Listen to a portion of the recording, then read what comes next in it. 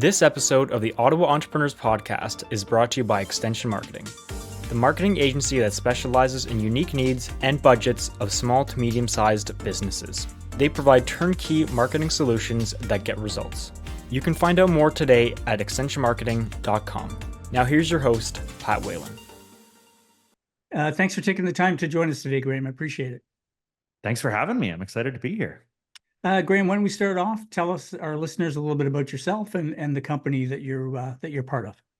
Yeah, I've been a tech entrepreneur for quite literally my entire life. I've been at it almost 25 years now, which is terrifying. Built and sold a number of companies in digital currency, SaaS, and services. Today, I'm CEO of a company called Iversoft. We're a professional services firm where we build custom software for organizations all over the world. Everything from early stage companies up to fan engagement tools for the NFL and major entertainment franchises. So pretty excited to be here. We've done hundreds of apps and hopefully we get a chance to share some of that experience today. And how old is the company, Graeme? Iversoft itself is 14 years. Okay. And have you been involved since the beginning? No. So I actually joined about 8 years ago now in January and joined as a partner after actually having partnered up with the co-founders of Iversoft on a different venture where we were jumping into build a company in the hardware space. However, as part of that deal, had said if the hardware thing doesn't work out, we'll jump in and put our focus into the software side, which was Iversoft, and that was kind of the genesis of that beginning 8 years ago. And originally, the company was founded. They were Ottawa based, correct? No, actually. So the company originated in Toronto and was founded in 2008 by Matt and Vicky. And Vicky had just finished an internship at Apple and was kind of the height of the financial crisis and all kinds of insanity, and was able to be one of the first people in the GTA area to say, "Hey, this new iPhone thing and iOS, I've actually worked on it. I know it." And got a bunch of early partnerships with the Toronto Star Media Group and kind of grew from there. And within about a year of founding the company, they both kind of looked around and went, Toronto's probably not the best place for an early stage technology company to find space, to find talent. So they moved from Toronto to Ottawa, and we've been headquartered in Ottawa ever since. Wow! And before we went live here, you were telling me that you're now it's a remote work environment, correct? Yeah, so that was one of the crazy things. I think we all went through this journey, but in March of 2020, we saw a little bit of writing on the wall in terms of what the trends were, and unfortunately, had 4 months before that, just finished renovating a new 12,500 square foot headquarters in Ottawa, and made the call to go remote, and at the same time made the call that not just go remote as a reaction, but if we were going to do it, we didn't know how long we'd be doing it for, so go all in. And become fully remote first. Started making hires outside of the Ottawa area. And honestly, that transition has been one of the best catalysts for us long term for growth of the business. And it's been amazing. But yeah, big transition at the time. And can you expand that a little bit, Graeme? Like what was it about that allowed for this growth?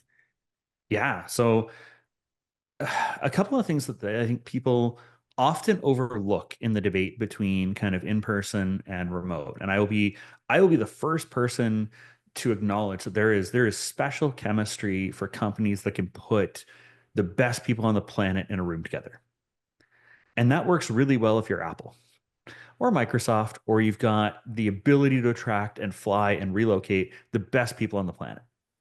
If you're not, and you're growing and on the smaller side, the access to talent and the caliber of people you could hire onto your teams when you have access to, say, the entire country versus who's in commuting distance of your office, the gain and the skill up you get from the people you get access to from that blows any benefit of putting people in the same room together out of the water. And like that's what we've seen in the transition, is being able to hire coast to coast. We still stayed 100% Canadian, but that expanded talent pool has massive impact. I think overnight with going remote, we saw a 30-ish% increase in output and speed to deliver projects. And if we now look back over the last 3 or 4 years, I think we're almost 3 to 4x what we can accomplish on projects today with the teams we have today than what we were doing back in 2020 when we had an office. It's been crazy and it's awesome. And do any kind of annual get together or anything in person, or is it just 100% remote 100% of the time? 100% remote, 100% of the time. We sponsor meetups in a bunch of the kind of hubs. So we have a lot of staff in and around Vancouver, Calgary, Toronto, Ottawa, Montreal. So we try and encourage that. We have a lot of tools that we do for virtual meetups and virtual events. We do quarterly all hands parties hosted by comedians and different things to make it kind of interesting and interactive. But honestly, we looked at the doing kind of an annual retreat for everyone in Ottawa, and we run on a very transparent basis with the team, and all of our financials are reported every quarter, profit, expenses, losses, everything across the team. And we kind of went back to the company and said, like, look, we've priced this out to bring everyone here, to put everyone up, to pay for all the flights, to do all the things, was somewhere in the neighborhood of like $150,000 to $200,000 Wow. for 2 days. And we kind of put that forward. It was like, we can do this, or we can kind of take opinions of what would people prefer to do with that money. Do we put it towards office fit ups for people? Does everyone get a couple $1,000s to go do something else? Do we just bonus it out? And shockingly, pretty much nobody voted fly us all to Ottawa and spend 2 days. And so, like, I do think there's benefit to that. However, it has to make fiscal sense within the context of your company. And as a services company, like, we have decent margins, but they're not crazy margins. And so making that kind of capital investment to bring people together, I can't get behind it. And I way more rather put that into really amping up our remote culture, really amping up investment in employee perks and talent attraction, than hosting a really cool 2-day event. Makes a lot of sense when you put it in that context. And I'm sure your employees agreed as well. Obviously, they did. Tell me a little bit about your client base. Are they around North America? Are they worldwide? What does that kind of look like without revealing anything that's confidential? Yeah, so we're 100% North American right now. Although check back with me in, I don't know, 3 or 4 months. I think we've got some big European projects we're playing with at the moment. We do work with a pretty broad range of clients. Like, we've worked with companies like Health Canada and Bell for years and years and years on different technology projects. We have a pretty deep practice in the health tech sector. But now we're also expanding in the US pretty rapidly, both in entertainment and retail solutions. So looking at a lot of back-end systems and kind of integration complexity. That's kind of where Iversoft's sweet spot has been, is we're not the company that does the landing pages or the super slick consumer websites. We are very much the drop us into the plumbing of the organization, and the code base nobody's touched for 8 years and is praying stays together. And we get to go do kind of engineering software plumbing or the reimagination of new systems of help make complex stuff work. And oftentimes that kind of looks like companies come to us and saying, hey, we've got a bit of custom stuff. We've got 8 SaaS applications. They all kind of talk to each other and it sort of works, but we're afraid it's fragile. Can you help? And that's kind of where the bulk of our work lives. Did you have any challenges, Graeme, being a Canadian operation trying to expand into the US? And can you share some of those if you had any? Yeah, absolutely. I think the biggest challenge is awareness, right? So the not being kind of boots on the ground in the community, talking at the events, doing things is always a bit of a challenge, but there's a lot of ways to very intentionally break past that. And what's interesting is not all of it is just travel and go to events, right? Most of our US expansion has actually been spearheaded through a podcast strategy. So I've guested on, I think, coming up on 40 or 50 US podcasts. And I think we've closed, as of this week, in the neighborhood of probably $10 to $12 million of deals that have come in referrals from people who either watch the podcast or host the podcast. And so I will forever be a big advocate. The podcasting is one of the biggest hacks to grow your audience, grow your network, and get in front of the right people, either hosting your own or ideally guesting on others if you don't have a big audience of your own. So, Graeme, at the beginning, you touched just a little bit on your background, kind of a serial entrepreneur. I'd like to kind of, switch over now and talk a little bit about Yeah. maybe some of the lessons you've learned as an entrepreneur, and then we'll get into, if you don't mind, a little bit about what it's like to be a partner versus being a single entity. So Yeah, why don't we absolutely. start with some of the lessons you've learned along the way first? Yeah. So two that are, I think, most relevant for me and potentially hopefully valuable for your audience, because you can hear them over and over and over again and still not always action them. And they're going to tie together. One is start before you think you're ready. I meet so many founders, so many people thinking about entrepreneurship, thinking about breaking into business, thinking about starting a thing.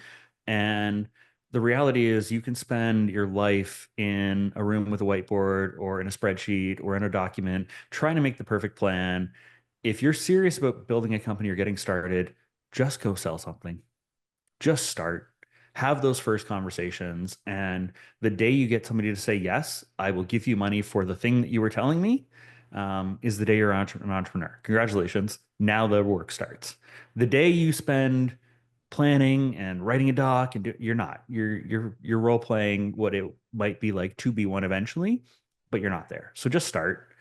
And then the other one kind of builds on that is sales and revenue does truly solve most problems.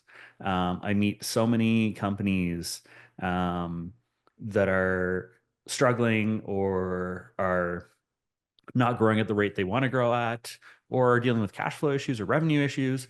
And when we sit down with their team and we start digging into where is the time going, where is the focus of the leadership team, where is the focus of the senior team, and it's amazing how many people will sit with you and say, revenue is my number one problem. And then you audit their calendar, and 10% of their time is going to revenue generating things. And 90% of their time is product refinement, team management, one-on-ones, other stuff. And it's like, cool. What if we put the majority of your time to the problem that you're telling me is the biggest problem? And you can't actually solve the rest of the problems without customers and revenue. And so if you're not telling me that revenue is a problem, great, do all the other stuff, optimize the machine, do those things. But so often I go into organizations and meet founders that are just like, oh, we're starving for the stuff. And then I look at the calendar and it's like, I can tell you why you're starving. I know why you're starving. Now let's deal with it. Go sell. Well, as you know, I own a marketing agency. It's one of my pet Yeah. peeves when I, bring on a new client and they've worked with another agency, and I'll often hear this comment, well, we didn't get any leads, or we didn't close any leads. And then I'll go in and take a look at their sales processes and systems, and they don't typically have any. And, there's no Yep. CRM tools, there's nothing to track anything. So it's no wonder they're struggling. And I'm glad to hear you say this, because I think it's a bit of a dose of reality for some entrepreneurs that like not starting. You know what I mean? Mhm. Because it's safe. They can't Oh yeah. fail if they never Feels officially great. launch, right? You can never get rejected if you don't try to sell something to someone. So that's really good advice. Mark Cuban has this great saying, sales cures all. Yep. It And does. there's a lot to be said for that, for sure. One thing I'll add to that, because I hear this a lot in like the SaaS space of, oh, we can't sell, our product's not ready, or we're not there yet. And I also do some founder coaching, and I work with a lot of SaaS founders.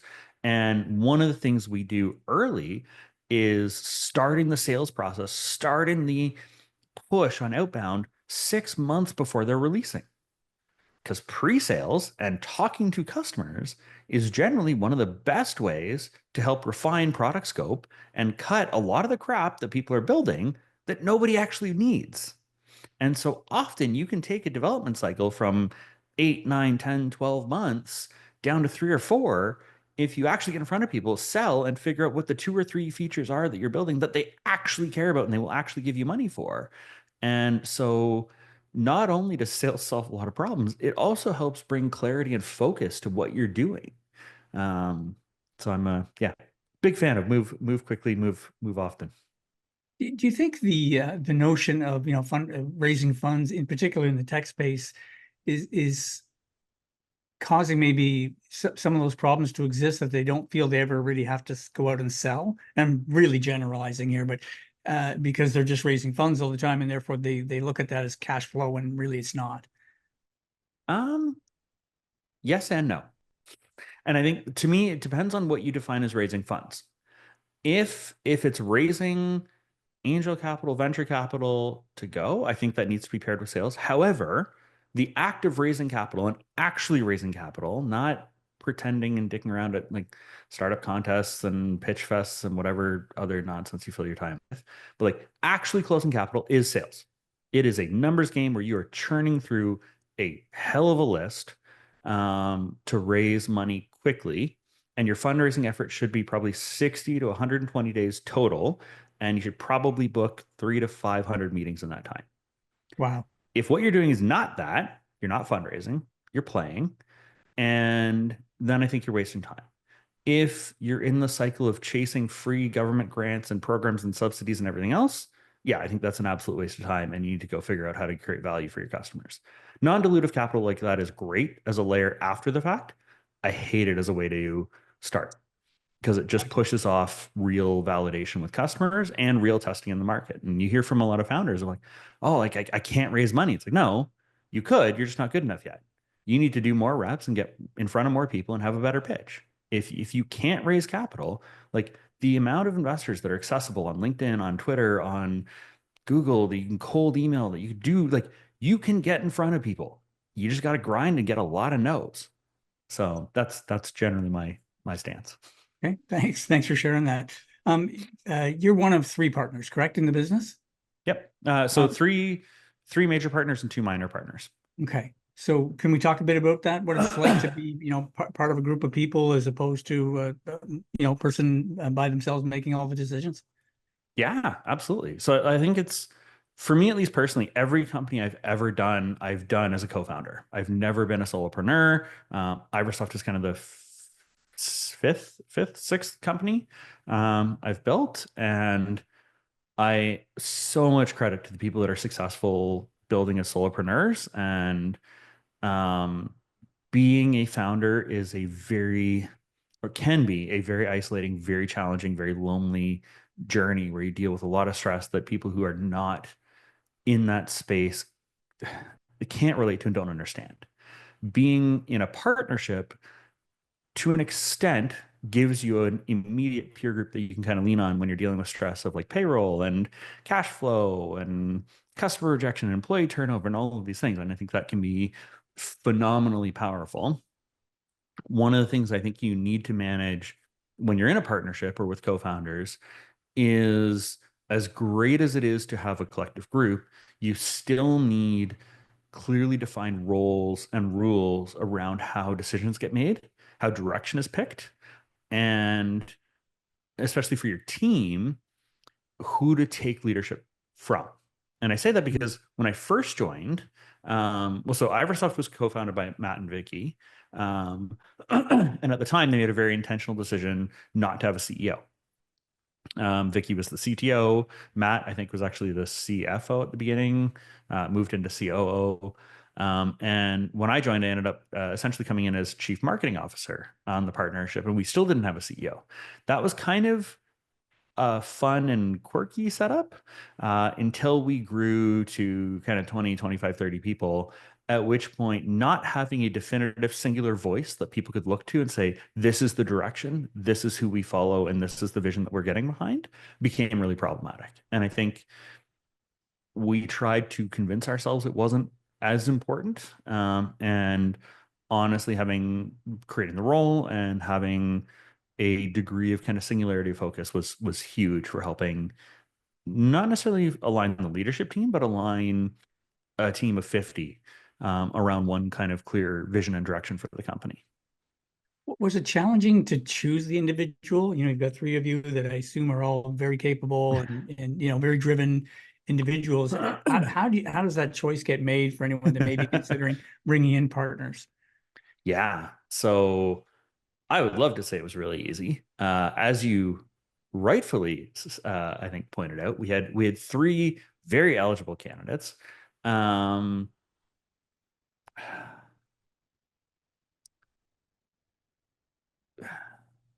to think of like how we navigated that. There was a fair bit of discussion on kind of who wanted to own what and who was most enthusiastic about what. We talked briefly about the idea of co-CEOs. ultimately, though, we kind of looked at who had strengths in what areas and who was most ambitious in which parts of the role. And Vicky's our CTO, we're a dev shop. Having strong technical leadership made sense. Matt, who is now our CRO, Chief Relationship Officer, and handles a lot of partnerships, very strong as the co-founder, however, had never actually been a CEO outside of that. At the time, I had been CEO of 2 other companies and sold both, and sat on a couple boards. So there was a degree of kind of like, I've been there and done that. This kind of makes sense. And fortunately had the support of everyone else at the table, and we made the choice and pushed forward. It's interesting we're having this conversation. When I was in my mid-20s, I started an agency with 2 other partners, and we did do part of what you suggested, which is clearly defined roles. But in looking back on that, the partnership didn't last. It lasted just over a year, I believe. But we were pretty young and thought we knew everything. But when you're 25, As one does. as one does, and that never changes. Even though we had clearly defined roles, we didn't have that ultimate decision maker. So a lot of the decisions, let's say, was finance related, even though I was the person, in this case I was, signed all the checks and made all those decisions, everyone felt they had an equal vote in it. And that was a critical mistake we made. One of us should have been made CEO, and everyone else just has to accept that and say, listen, at the end of the day, this person is the CEO. They're the ones that are responsible for if there's a tiebreaker or some really important decision, it's got to rest with them. They're going to take into consideration what everybody says, but at the end of the day, the buck stops with them. It was a mistake we made. Yeah, it's honestly, I appreciate you sharing that, because it's a mistake I see so many firms make, and so many, I've made it, I've lived through it, but and you do it with the best intentions of we're all in this together, we want to share and the reality is, if you're doing your job as CEO, you're going to make unpopular decisions.